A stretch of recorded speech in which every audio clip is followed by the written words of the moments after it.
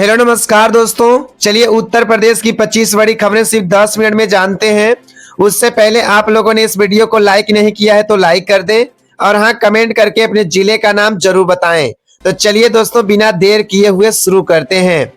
खेत की मेड़ को लेकर दो पक्षों में मारपीट। जौनपुर जिले के एक गांव में खेत की मेड़ को लेकर दो परिवारों के बीच विवाद इतना बढ़ गया कि मामला मारपीट तक पहुंच गया। ग्रामीणों के अनुसार कई दिनों से जमीन की नाप को लेकर तनातनी चल रही थी। सोमवार शाम दोनों पक्ष आमने सामने आ गए और लाठी डंडे चल गए। घटना में 4 लोग घायल हुए, जिन्हें प्राथमिक स्वास्थ्य केंद्र में भर्ती कराया गया। पुलिस ने दोनों पक्षों की तहरीर पर मामला दर्ज कर जांच शुरू कर दी है। बिजली के तार टूटने से किसान की मौत। सीतापुर के गांव में खेत में काम कर रहे किसान की करंट लगने से मौत हो गई। बताया जा रहा है कि ऊपर से गुजर रही हाई वोल्टेज लाइन का तार टूटकर खेत में गिर गया था। ग्रामीणों ने बिजली विभाग पर लापरवाही का आरोप लगाया है।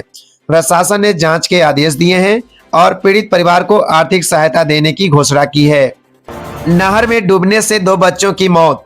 बहराइच जिले में नहर के पास खेल रहे 2 बच्चों के फिसलकर पानी में गिर जाने से दुखद हादसा हो गया। स्थानीय लोगों ने काफी प्रयास किया, लेकिन दोनों को बचाया नहीं जा सका। प्रशासन ने ग्रामीणों से अपील की है कि बच्चों को नहर और तालाब के पास अकेला न छोड़ें। पंचायत चुनाव को लेकर तनाव। आजमगढ़ के गांव में पंचायत प्रतिनिधि के चयन को लेकर 2 गुटों के बीच तनाव की स्थिति बन गई। पुलिस ने मौके पर पहुंचकर स्थिति को नियंत्रण में लिया और अतिरिक्त बल तैनात किया गया है। दहेज विवाद में विवाह टूटने का मामला। कन्नौज के ग्रामीण क्षेत्र में दहेज की मांग को लेकर शादी समारोह के दौरान विवाद हो गया। लड़की पक्ष ने आरोप लगाया कि अतिरिक्त धन की मांग की जा रही थी। मामला थाने पहुंचा और पुलिस ने मध्यस्थता करवाई।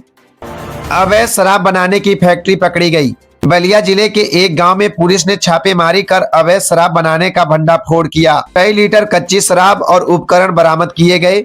2 लोगों को हिरासत में लिया गया है। पशु चोरी की घटनाओं से ग्रामीण परेशान।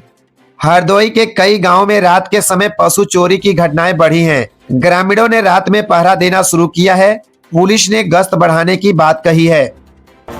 राज्य सरकार ने शिक्षा मित्रों का मानदेय लगभग 80% बढ़ाकर 18,000 रुपए कर दिया है। लंबे समय से वेतन वृद्धि की मांग कर रहे शिक्षा मित्रों ने इस फैसले का स्वागत किया है।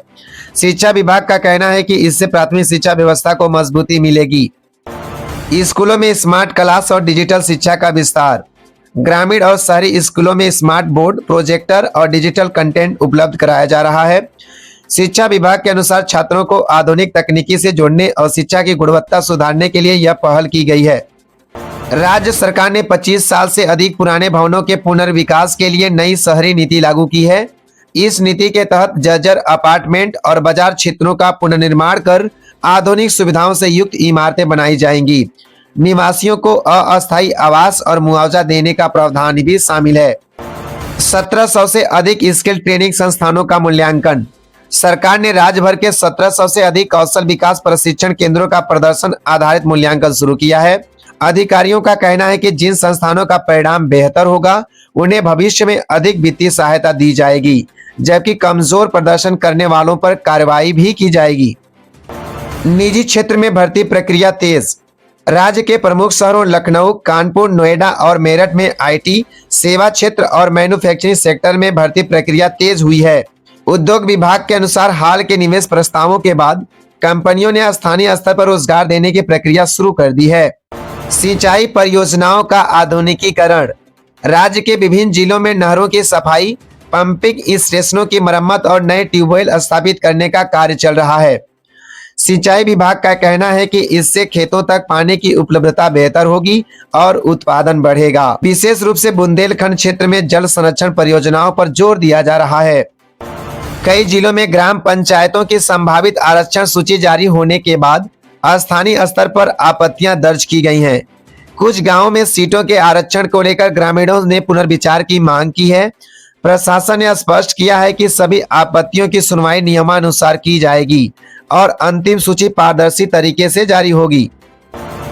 ग्राम पंचायतों को विकास निधि जारी। राज्य सरकार ने ग्राम पंचायतों को सड़क, नाली, पेयजल और सामुदायिक भवन निर्माण के लिए नई किस्त जारी की है। अधिकारियों के अनुसार यह राशि सीधे पंचायत खातों में भेजी गई है ताकि विकास कार्यों में तेजी लाई जा सके। गन्ना किसानों के बकाया भुगतान पर सख्ती। चीनी मिलों को गन्ना किसानों का बकाया भुगतान जल्द करने के निर्देश दिए गए हैं। गन्ना विभाग ने कहा है कि भुगतान में देरी पर कार्रवाई की जाएगी। कई जिलों में आंशिक भुगतान जारी कर दिया गया है। गांव में सड़क निर्माण कार्य तेज। ग्रामीण संपर्क मार्गों की मरम्मत और नई सड़कों के निर्माण का काम तेजी से चल रहा है। खराब सड़कों की सूची तैयार कर प्राथमिकता के आधार पर कार्य शुरू किया गया है। इससे गांवों का बाजार और जिला मुख्यालय से संपर्क बेहतर होगा। आंगनवाड़ी केंद्रों का निरीक्षण। महिला एवं बाल विकास विभाग ने पोषण कार्यक्रमों की समीक्षा शुरू की है। कई जिलों में आंगनवाड़ी केंद्रों का औचक निरीक्षण किया गया। कुपोषण कम करने और बच्चों को नियमित पोषण आहार उपलब्ध कराने पर जोर दिया गया है। युवाओं के लिए रोजगार मेले। जिला स्तर पर रोजगार मेलों का आयोजन किया जा रहा है, जहां निजी कंपनियां युवाओं का चयन कर रही हैं। आईटी, सुरक्षा, मार्केटिंग और तकनीकी क्षेत्रों में अवसर उपलब्ध कराए जा रहे हैं। चयनित युवाओं को प्रशिक्षण भी दिया जा रहा है।